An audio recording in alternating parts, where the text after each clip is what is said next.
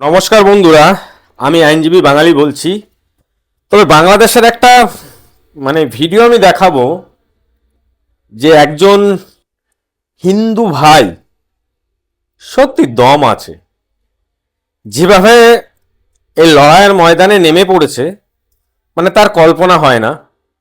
ভগবান রামচন্দ্রের মূর্তি তৈরি করতে দেবে না, 50% হয়ে গেছে। বাংলাদেশের জামাতরা তৈরি করতে দেবে না, জিহাদিরা তৈরি করতে দেবে না। আবার কি একটা ব্যানার বানিয়েছে, ভগবান রামচন্দ্রের ব্যানার বানিয়ে তাতে জুতো পেটা করছে। এটা হিন্দু সম্প্রদায়ের মানুষদের একটা ধর্মীয় আঘাত হানা। তবে সবার আগে এই বাংলাদেশের সনাতনী যে ইয়ং ছেলেটা রয়েছে, ইয়ং ব্লাড, তার ভিডিওটা একটুখানি আপনারা শুনুন। সংখ্যালঘুদের তাদের জন্য শুধুমাত্র ভোট ব্যাংক, ভোটের সময় মনে পড়ে, ভোটের পরে ভুলে যায়। দেখেন গাইবান্ধে একটা মন্দির প্রতিষ্ঠা হইতেছিল, সেই মন্দিরে বললো বিভিন্ন ধরনের অজুহাতে একটা রাম প্রতিমা, শিব প্রতিমা এগুলো বন্ধ করে দিল। আমার জায়গায়, আমার মন্দিরের জায়গায় আমি কি বানাবো না বানাবো, এটা তো রাষ্ট্রেরও বন্ধ করার অধিকার নাই। আমার ফান্ডামেন্টাল রাইট, আমার রিলিজিয়াস ফ্রিডম, সেটা তো রাষ্ট্রেরও বন্ধ করার অধিকার নাই। সেখানে একটা মব করে মন্দির কর্তৃপক্ষকে বাধ্য করা হইলো যে এটা বন্ধ করেন। তারপরে সেইটা নিয়ে তারা প্রতিবাদ করতেছে, ভগবান শ্রীরামচন্দ্রের ছবিতে জুতা নিক্ষেপ করেছে। এই ধরনের মৌলবাদী কার্যক্রম বাংলাদেশে ওপেন প্লেসে চলতেছে, কিন্তু সরকার বা পুলিশ প্রশাসনের বিন্দু মাত্র ভ্রুক্ষেপ নেই। তারা এখনো মনে হচ্ছে ঘুমিয়ে আছে। তারা বিভিন্ন কিছুতে অনেক ধরনের সংবিধান দেখতে পায়, অনেক ধরনের কথা বলে, কিন্তু সংখ্যালঘুদের ক্ষেত্রে তাদের সংবিধানের কথা মাথায় আসে না। সংখ্যালঘুদের ক্ষেত্রে তাদের মনে পড়ে না সংখ্যালঘুদের কিছু সাংবিধানিক অধিকার আছে, সংখ্যালঘুদের কিছু মৌলিক অধিকার আছে, সেই কথা তাদের মনে থাকে না। সংখ্যালঘুদের তাদের জন্য শুধুমাত্র ভোট ব্যাংক, ভোটের সময় মনে পড়ে, ভোটের পরে ভুলে যায়। তাই আমরা চাই হয় সরকার এদের দায়িত্ব নিবে, নয়তো সরকার বলে দিক আমরা সংখ্যালঘুদের দায়িত্ব নিতে পারবো না, সংখ্যালঘুদের তাদের ব্যবস্থা নিজেরা করে নিবে। শুনলেন ভিডিওটা? ভালো করে দেখলেন? বাংলাদেশের একজন সনাতনী যুবক, উনি যে বক্তব্যটা দিলেন, দারুণ কথা বলেছেন।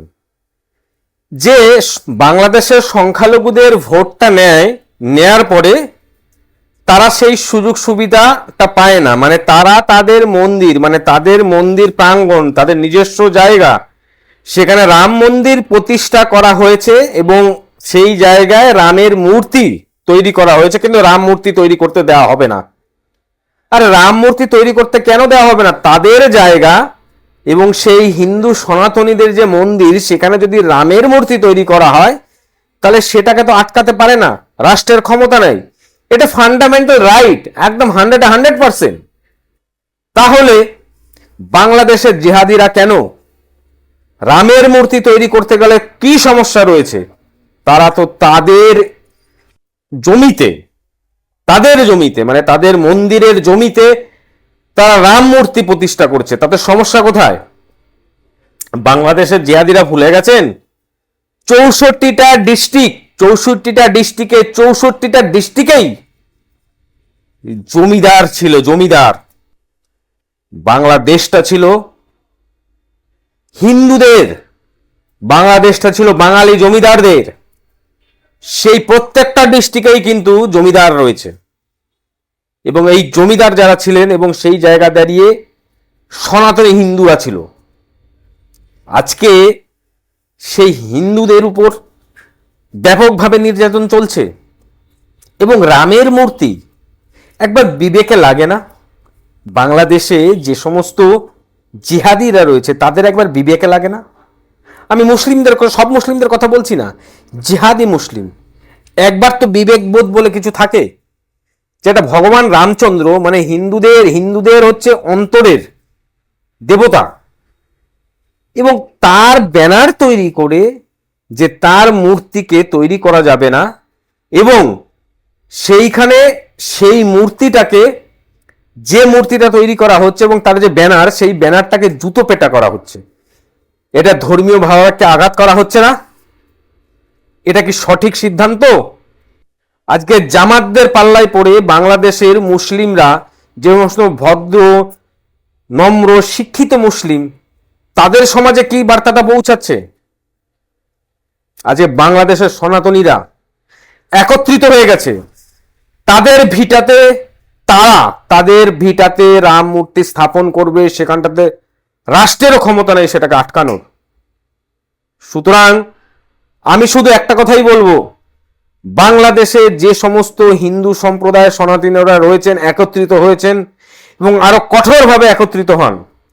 কারণ জয় শ্রীরাম এমনই একটা ধ্বনি, যে ধ্বনির সামনে সারা ব্রহ্মাণ্ড, সারা বিশ্ব কেঁপে উঠবে। কারোর ক্ষমতা নেই সেই জয় শ্রীরামকে আটকানোর।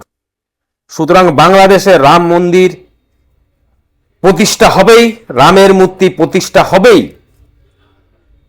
তো জামাতরা একটু বিবেক নিয়ে বিবেচনা করুন। ঈমান আপনারা ভুলে যাচ্ছেন, ঈমানটাকে ভাবার চিন্তা করুন। ছোট্ট তো একটা দেশ, তো সেই দেশে হিন্দুর উপর নির্যাতনটা বন্ধ করুন। হিন্দু মুসলিম একত্রিত হয়ে ভাই ভাই হিসেবে একজন আরেকজনের পাশে থাকুন। সেটা না থেকে আজকে আমাদের ভগবান রামচন্দ্রের ব্যানার বানানো হয়েছে, ভগবান রামচন্দ্রের ছবি দিয়ে একটা ব্যানার বানিয়ে আপনারা আন্দোলন করছেন আর জুতো তুলে মারছেন সেই রামচন্দ্রের ছবিতে। এটা মহাপাপ, ঈশ্বর ক্ষমা করবেন আপনাদেরকে। আর বাংলাদেশের হিন্দু সম্প্রদায়ের মানুষ, সনাতনী সম্প্রদায়ের মানুষ এক ছাতার তলায় আসুন, একত্রিত হন। কারণ ওটা মাতৃভূমি, ওটা হিন্দুদের মাতৃভূমি, বাঙালি হিন্দুদের মাতৃভূমি। 64টা ডিস্ট্রিক্টে বাঙালি হিন্দুদের জমিদার ছিল, ওটা ছিল হিন্দুদেরই কিন্তু দেশ। যাই হোক, সকলে ভালো থাকবেন, সুস্থ থাকবেন, নমস্কার।